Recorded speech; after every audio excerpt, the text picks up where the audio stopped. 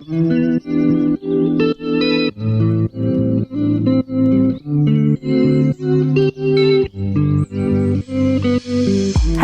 and welcome to Youth in Mind Talks, our Voices for Hope series. In this series you'll be hearing about some of the amazing resilience shown by younger people and the professionals that work with them in this time of unprecedented global crisis. From online festivals to peer support projects, this series proves to be both thought-provoking and inspirational. Our Voices for Hope will include conversations from young people, from sector leaders, so from the voluntary sector, and also from leading researchers. So we have lots of voices engaged in this series. You'll be hearing lots about how young people have tackled mental health themselves, and also about why it's just so important that children and young people are engaged in the conversation about youth mental health. And finally, we'll be hosting an intimate conversation with young people, exploring the topic of diversity, inclusion and hope. But first, we wanted to deep dive into this topic a little bit for you. So Dan, why Voices for Hope? Why that topic?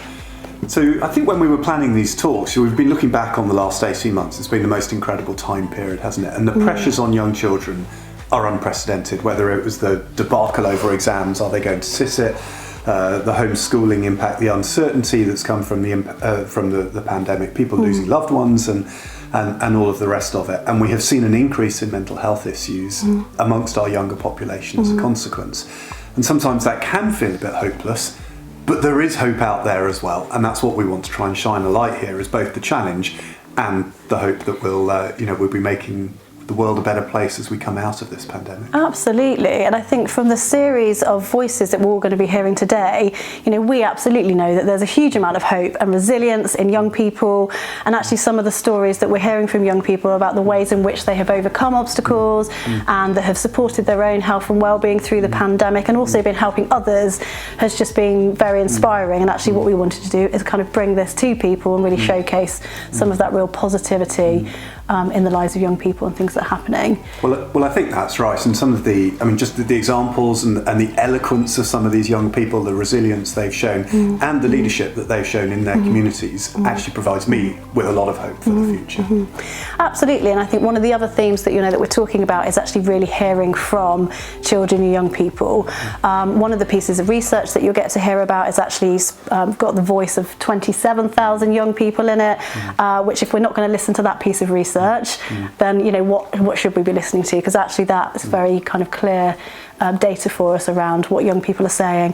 And also there's another interview a bit later on between two young people. One person's talking about how they really didn't like the support and services that were available around kind of mental health and well-being, and the other one had a really positive experience.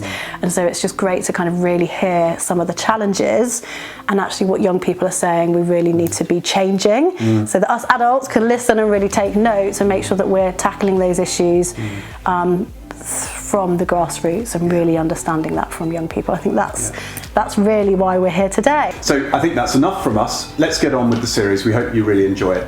Please do engage with us using the hashtag Youth in Mind Talks Oxon.